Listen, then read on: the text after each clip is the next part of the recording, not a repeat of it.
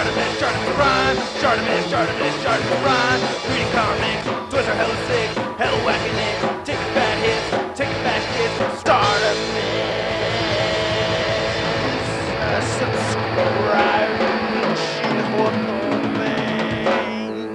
Bam! Ooh! Hey, what's up, you guys? Chartemis Prime here doing another Marvel Legends toy review on the Marvel Legends Hit Monkey Wave X-Force Wolverine.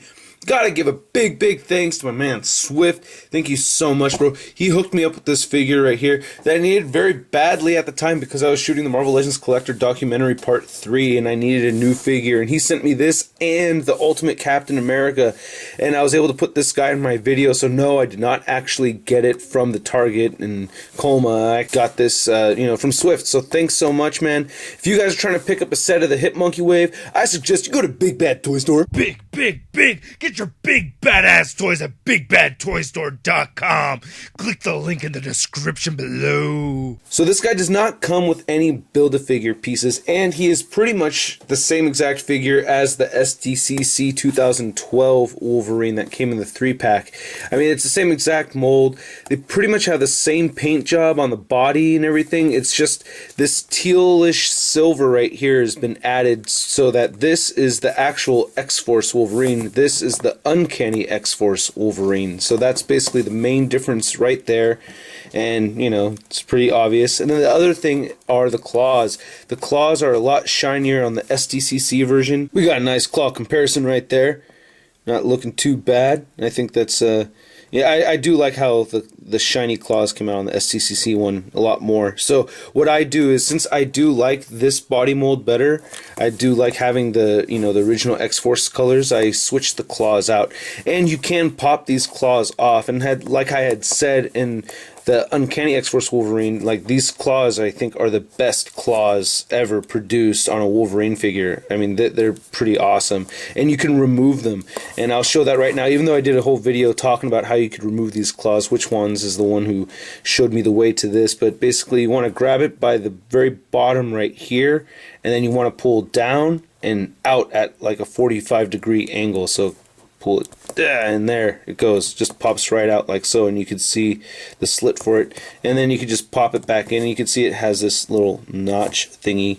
So you want to grab it by as close to the bottom of it as you can, or else you're gonna bend it down here. You don't want to do that, and just push it right back in the same direction that you had pulled it out. Ooh, yes.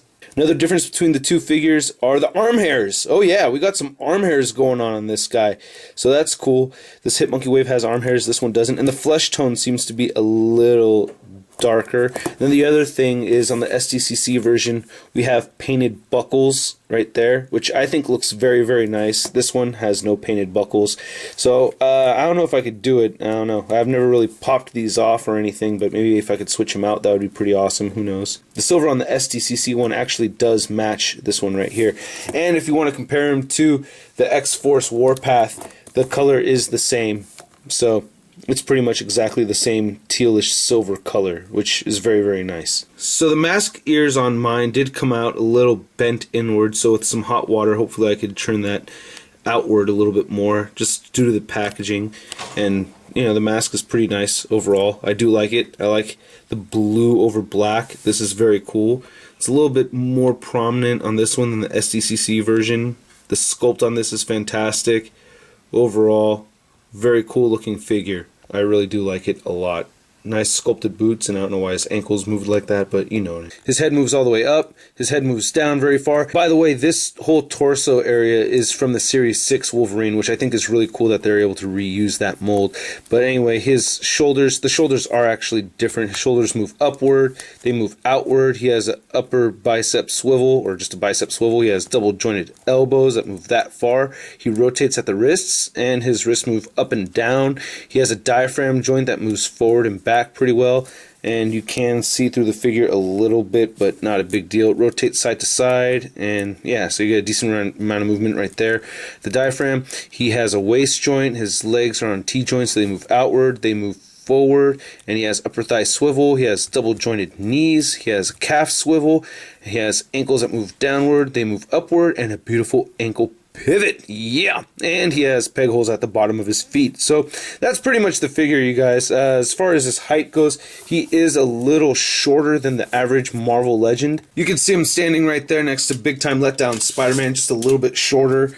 And I want to say he stands at about just a little bit less than 6 inches tall. And another minor gripe I have with this guy, it is hard for him to get his arms pushed all the way down. But for the most part, I'm not posing my Wolverine figure standing as vanilla as possible. You know what I mean? So yeah, great figure, you guys. I totally suggest you pick him up. And I hope you guys like my review. Go ahead and add me on Facebook, Twitter, Instagram. I have all that stuff in the links below. And don't forget to pick up your set. Big Bet Toy Store.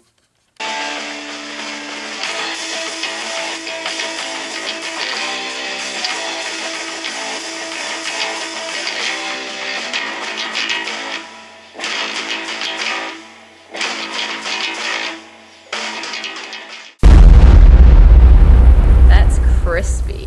Where are you going? BKBN.net. Where are you going? BKBN.net. Make sure you pull out.